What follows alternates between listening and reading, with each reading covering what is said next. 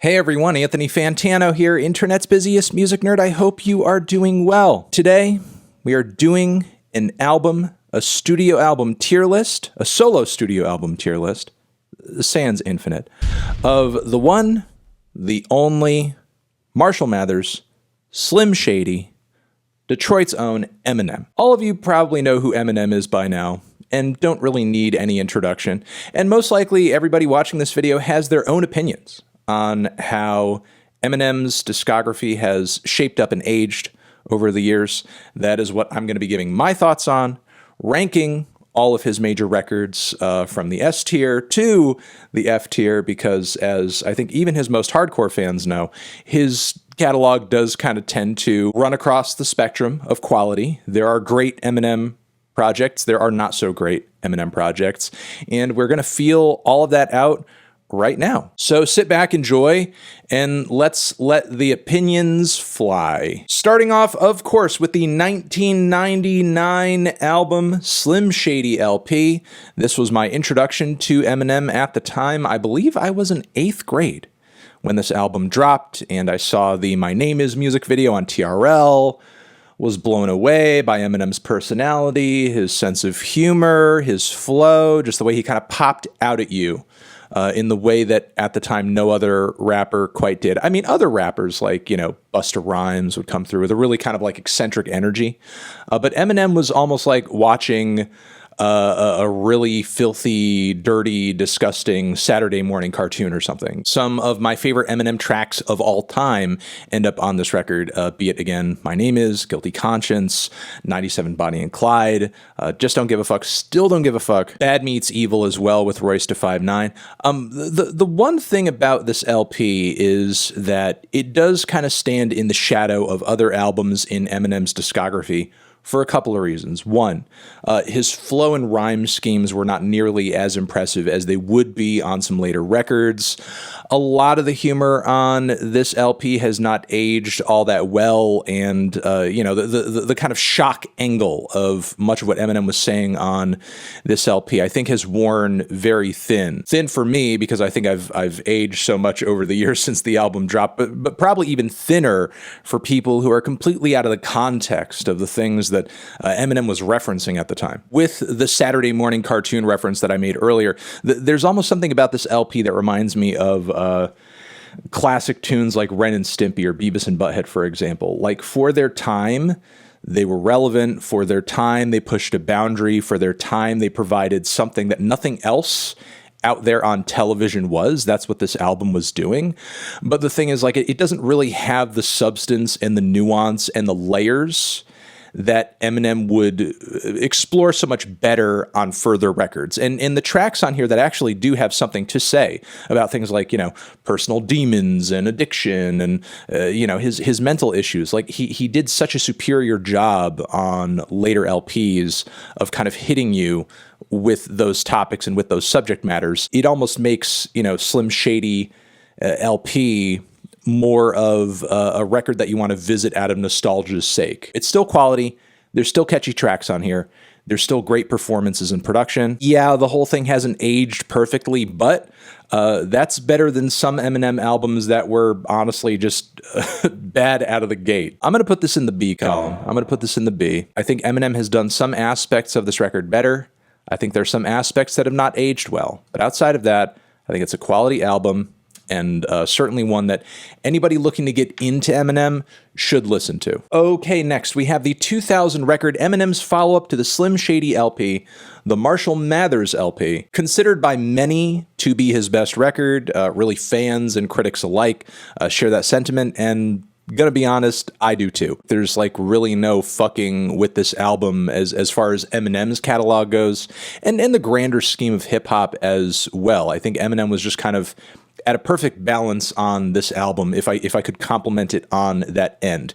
It had the theater of not just, Slim Shady LP, but, the theater and the storytelling that we've come to enjoy in his music generally at top notch. It had and showed more technical ability than his previous record did, but not so much that it became just like a really annoying, futile, flashy exercise as it has in some cases on Eminem's tracks and records. We had good topical focus. There was humor there, but it wasn't like so cringe that it was kind of making you wince and want to shut the record off and just be like, I don't know about that one. I mean, yes, it is there, but not in the dosage that Slim Shady LP is. Like, Marshall Mathers LP by comparison is a much more serious endeavor because, again, it's pretty clear at the time as Eminem was crafting this record, he didn't want it to be as silly or as tongue-in-cheek or as, kind of off the wall or as overtly playful as, the Slim Shady LP was. On this record, he dove more into the super toxic relationships that he had with his mother, with his fans, with Kim. And yeah, it was pretty ugly. I mean, it was displayed in such a way where there was obviously like a lot of artistic license being taken. It was still theatrical in the same way that Slim Shady LP was, but it seemed like the goal ultimately was to give fans a much darker experience instead. Some of Eminem's greatest tracks and singles of all time land on this record.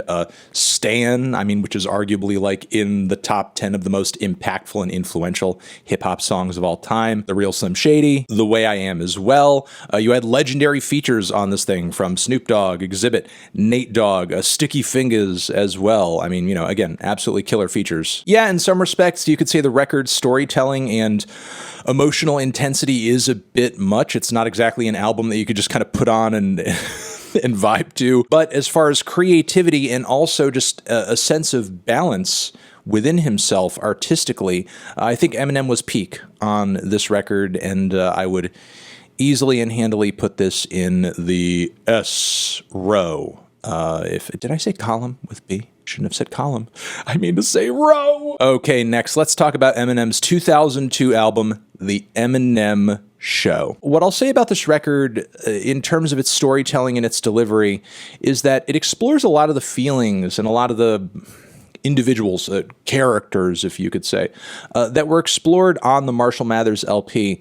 But it feels like at this point, the theatrical element of it is no longer there. Kind of feels like we're actually hearing the real Eminem, the real Marshall Mathers on this record, really going through the things that are actually making him miserable, the things that he's actually struggling through. This time around, that's not just to do with his ex and his mom and the way that he kind of like struggles with fatherhood as well. It also has a lot to do with him reflecting on his fame and his relevancy and the country on tracks like White America, for example. There are other quality highlights on this thing, like Till I Collapse with Nate Dogg.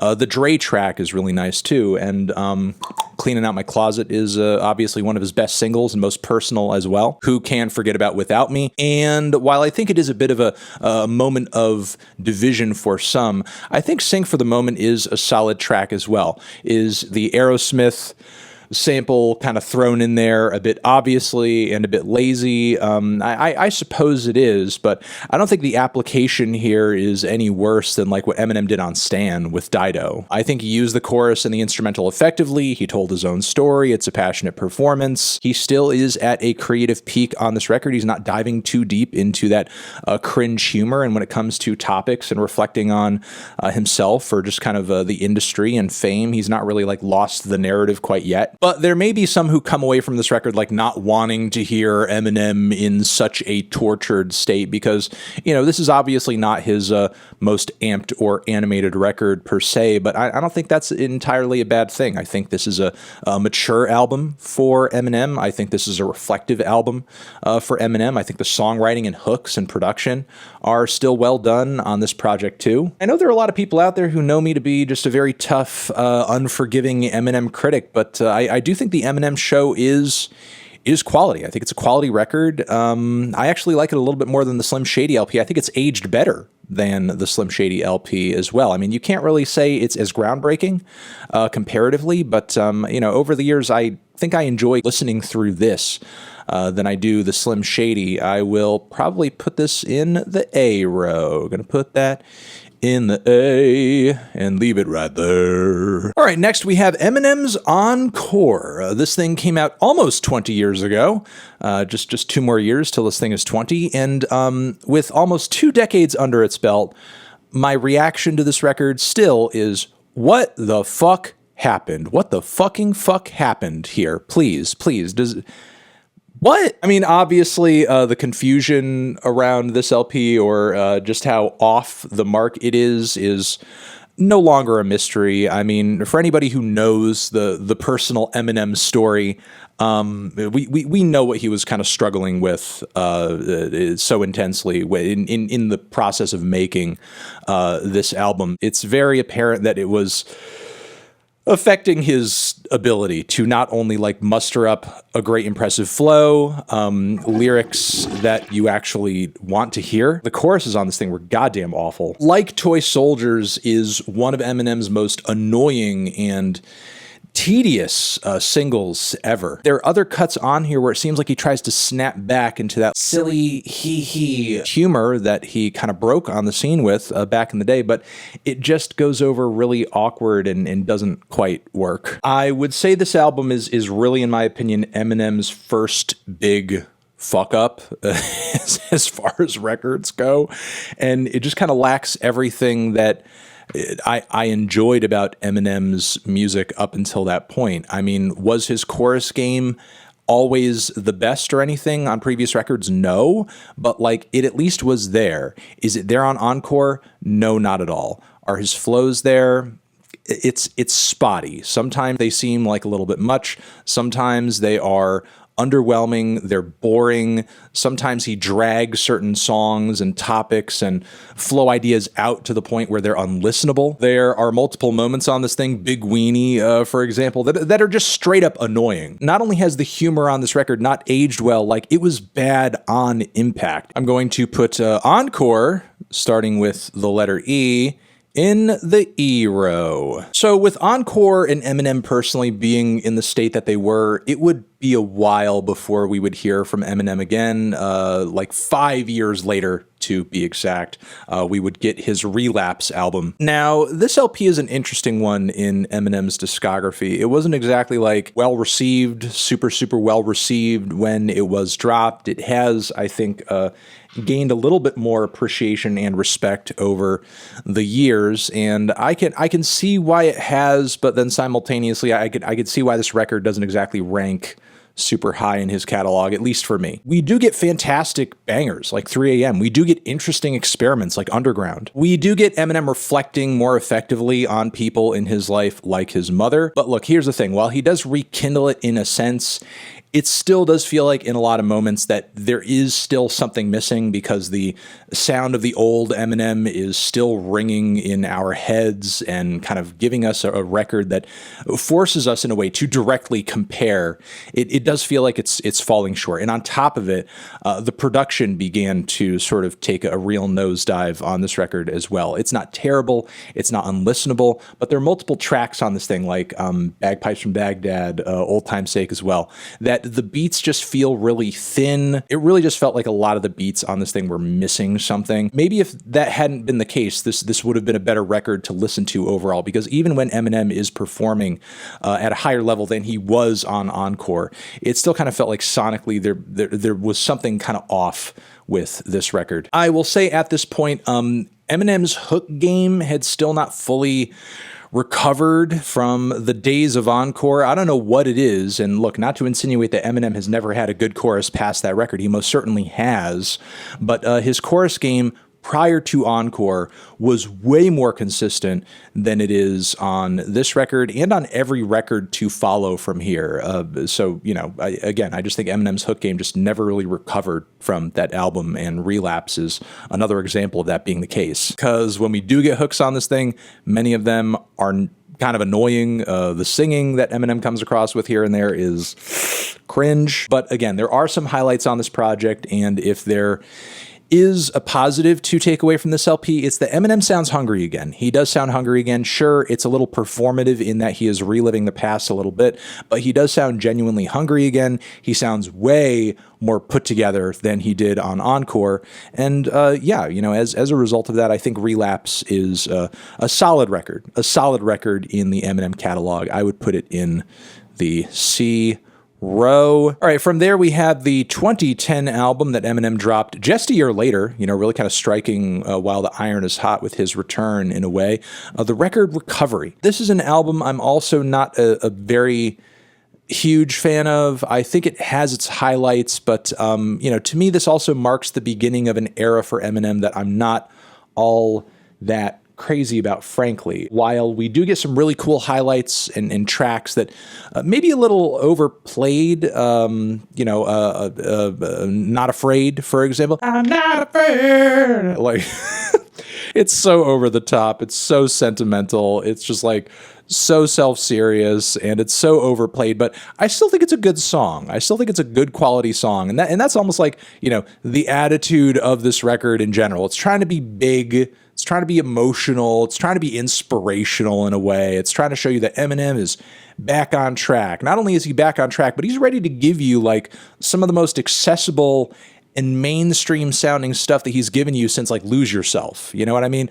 But the difference between a lot of the tracks on this record and Lose Yourself is like, at the time, nobody knew how massive a hit Lose Yourself was going to be. On this one, it seems like Eminem is almost telegraphing to you tracks he thinks are going to be hits, you know, with like Pink in the mix, with Lil Wayne on the track No Love, where he samples the fucking song What Is Love, which is awful, by the way. Love the Way You Lie with Rihanna. Like, you know, these are tracks that when you're making them in the studio, you know they're going to be fucking, you know, hits, or you know you're at least trying to make your biggest hits. And I don't know, while I do think there is some good to come out of this era, like Forever, for example, you know, with Kanye and Drake, you know, there's some very huge, dramatic, mainstream highlights from Eminem during this point in his career that I think are fine, are good, have aged well, are going to be tracks that, you know, I think stand up in his greater catalog as highlights and important moments. Me personally, I kind of prefer just more raw Eminem, more storytelling Eminem, more volatile Eminem, but volatile in the sense that he's giving us, again, kind of a sense of theater and storytelling, not, you know, off the rails in the way that he was on Encore. This almost Rocky montage type Eminem that we hear on this record is fine. But it's not my favorite. And, you know, with that being said, tracks where he's trying to go a little grimy and tongue-in-cheek, like White Trash Party, for example, I think are just really not good. Some of the worst choruses to end up on any Eminem record ever also turn up on this LP. Oh my God, Almost Famous. I have been changing faces. While some songs, like Love the Way You Lie, those big radio choruses do get nailed down, there are other tracks here where they're just absolutely excruciating and awful. Yet another example of, since the Eminem Show, his chorus game never really fully recovering. Because even when he does come through with like some solid verses and a flow and a song idea, you know, that chorus comes up and you could be hearing something that sounds great, or you could be hearing something that sounds like it escaped from a fucking lab. How Em is singing on the song You're Never Over should have never seen the light of day, as well as some other moments on this record too. It has a few highlights. I think it does add something to the overall Eminem narrative and story, if that is, you know, super significant to you, obviously.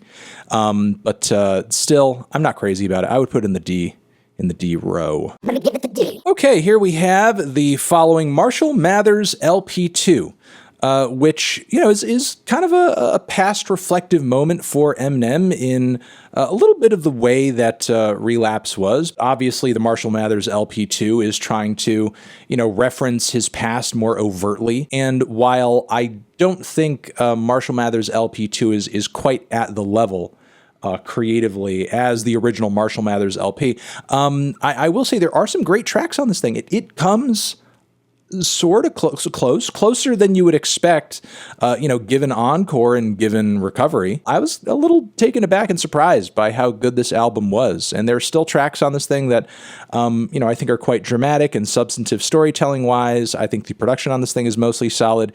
Yeah, there's some cringe tracks here and there, but the fun ones, like Rap God, for example, are still pretty entertaining to listen to. He could have really bungled this project. Like, he really could have massively fucked it up, but he didn't. I think this one came out pretty good. Bad Guy, I think, is one of the best intros to land on any Eminem record. Berserk is a pretty fun track, too, obviously, with its insane flows. The Kendrick track, as well, is a highlight. Look, again, there are moments where, with this being in the era of Eminem's career that it is, we have some duds. We do have some duds. But this record could have been a lot worse. All right, following here, we have the one and only Revival. Here we go, Kamikaze. This is what he dropped immediately after Revival. It's also not very good. Is it better? Is it better than Revival? Yes. It still does showcase some of Eminem's worst songwriting and rapping and choruses on his entire discography. Venom! Kamikaze just seems like such a non-essential moment and in a way an act of desperation on Eminem's part to give his fans something that is at least a little damn listenable in comparison to the turd that he just dropped. Okay, and here we go. This is the final record that we're going to be talking about in this tier list, Music to Be Murdered By, which he also dropped a side B version of. So, basically another album on top of the album. This record I think is fine. It's listenable. It's okay. Does it have some duds on it? Yes. In fact, it does have quite a few duds on it, but it has some good highlights too. I would say overall, if I had to put this record in a nutshell, it's Eminem really returning to those horrorcore vibes, the nastiness, the silliness, but he's doing it in such a way where he is a lot more self-aware about it. Sure, there are some fun and theatrical and playful elements of Music to Be Murdered By that I like a lot. But simultaneously, it does still feel like Eminem is trying to relive the past a little bit, hold a candle to an earlier Eminem, and he can't really truly do it. Even when he was doing that at his best on Marshall Mathers LP2, he still wasn't quite there. We're doing the side missions in Eminem's discography at this point. We have the record over here where we're essentially apologizing for the worst album that we did, and then we have this other one over here where we're in a Alfred Hitchcock playful, silly, cinematic kind of way, playing with the horrorcore elements that we're so well known for. Yeah, it just feels like Eminem is doing the side missions at this point. This is my Eminem tier list as of right now. When more records come out, maybe we'll update it or something like that, but I think this is how his catalog shapes up and shakes out. Let me know what you think down in the comments, how you would tier out these records, and you're the best. I'll see you in the next one. Over here next to my head is another video that you can check out. Hit that up or the link to subscribe to the channel. Anthony Fantano, Nem forever. Oh, and hey, Eminem, how's your day? How's that day going? How are you doing, man? Just thought I'd ask. Okay, you're the best. Bye.